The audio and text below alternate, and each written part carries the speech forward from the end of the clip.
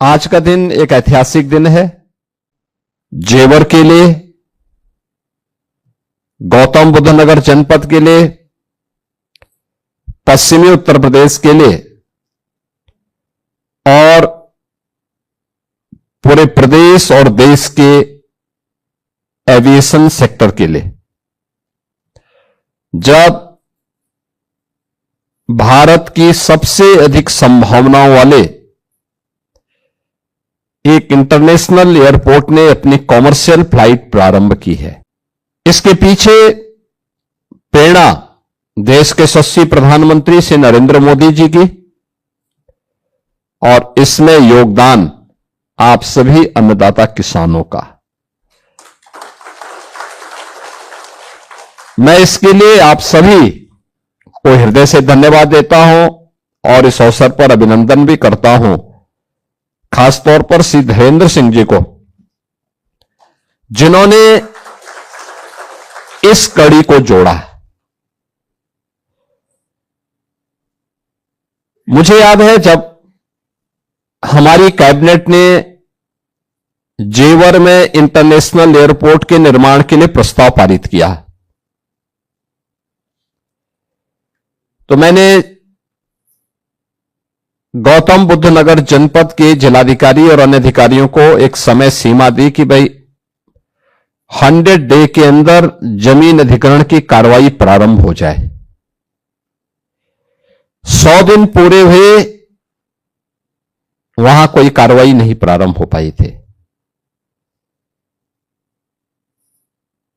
Competition था।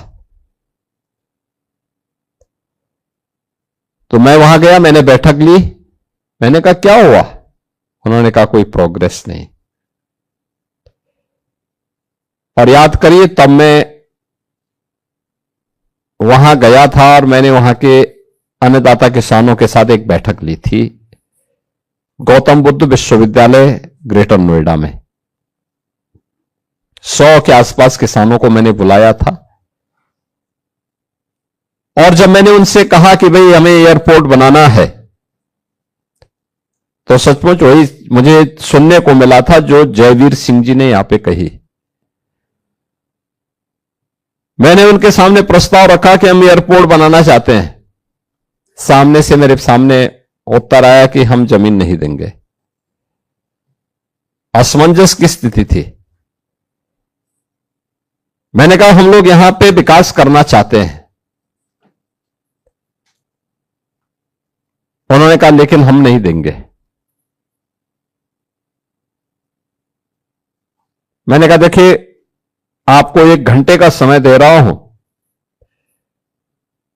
यह airport आपकी तकदीर को बदल देगा। आए हुए उन सभी बुजुर्गों से मैंने अनुरोध किया, मैंने कहा देखिए विकास का मॉडल क्या होता है ये दिखाने का समय है, क्योंकि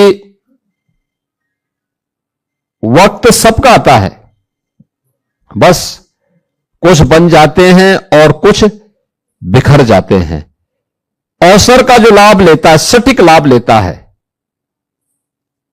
इतिहास उसी का बनता है। और जो उस मौके को गंवा देता है, अवसर से वो बिखर जाता है, फिर कभी उसके सामने अवसर नहीं आता। और आपने उस समय मुझ पर विश्वास किया, धीरेन्द्र सिंह जी ने लग करके उसमें सहयोग किया। यमुना अथॉरिटी ने और उत्तर प्रदेश के सिविल एविएशन विभाग ने उस कार्रवाई को युद्ध स्तर पर आगे बढ़ाया। परिणाम है कि 13,000 एकड़ से अधिक भूमि जो 4 फेज में वहां पर एयरपोर्ट बनना है, पहले फेज की कार्रवाई संपन्न होकर के आज नोएडा इंटरनेशनल एयरपोर्ट के रूप में जेवर ने एक नया इतिहास रच दिया है। और मैं मानता हूं कि जेवर अब वह जेवर नहीं रहा।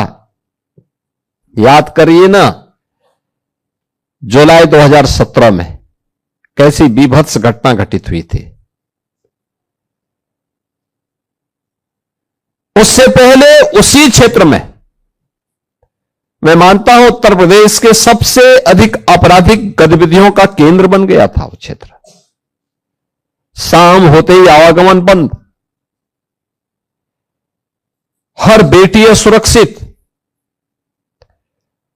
नौजवान के सामने आगे का कोई भविष्य नहीं, अन्नदाता किसानों के लिए कोई सुविधा नहीं। कैसे शोषण होता था, शोर की भूमि के नाम पर किसानों का किस प्रकार से उत्पीड़न होता था, यह भी हम लोग देखते थे, सुनते थे।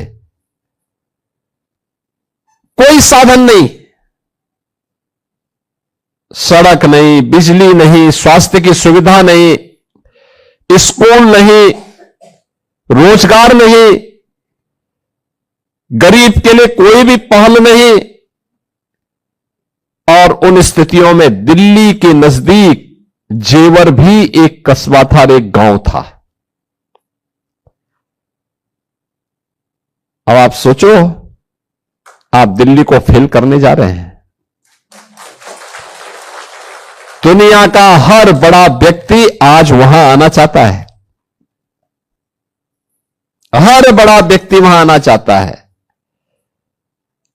आप परी की बात कर रहे थे, अरे वहां कुबेर आना चाहता है। आज वहां क्या नहीं आ रहा है, आज वहां पर एयरपोर्ट बन गया। भारत का पहला कार्गो और एमआरओ का केंद्र भी जेवर एयरपोर्ट बनने जा रहा है। यानी यहां पे किसान, पश्चिमी उत्तर प्रदेश ही नहीं, उत्तर प्रदेश का किसान कोई भी पैदा करे, कुछ भी पैदा करेगा, अन्न पैदा करेगा, फल पैदा करेगा, सब्जी पैदा करेगा, मत्स्य पालन में कोई काम करेगा, कार्गो से दुनिया के मार्केट तक पहुंचाने की सुविधा का केंद्र बिंदु बनेगा जेवर।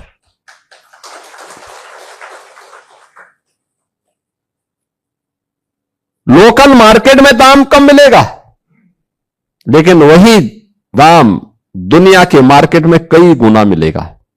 जैसे आम,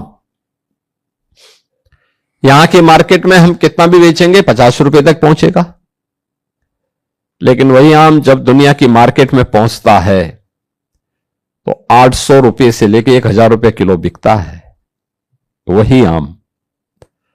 आप मुझे बताइए ना, जो आम यहां 50 रुपए में बिकेगा और वहां हम कार्गो का दाम भी ले लें तो भी 200 रुपए हम प्रति किलो का दाम जोड़ दें, कार्गो का एयर फेयर उसके साथ जोड़ लें,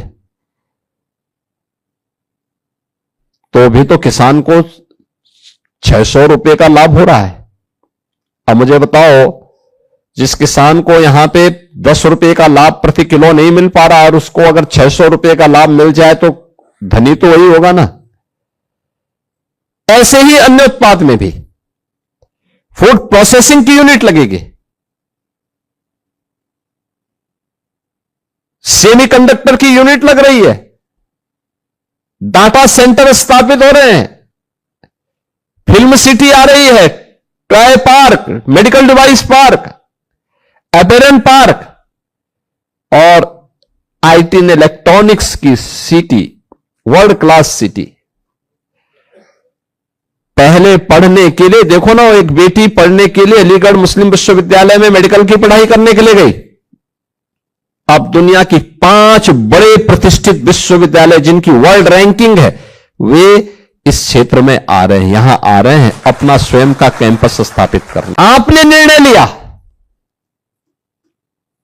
जब मुझे अच्छा लगा था, जब वहां का अन्नदाता किसान वहां के विधायक जी के साथ, श्री धीरेन्द्र सिंह जी के साथ इसी स्थान पर मेरे पास आए थे, जब उन्होंने पहली रजिस्ट्री का काम संपन्न किया था। और मैंने ग्रेटर नोएडा में कहा था, मैंने कहा भाई आप रजिस्ट्री करवाइए, आप चिंता मत करना पैसे की, पैसा आपको मिलेगा जो आपने सोचा नहीं होगा। हम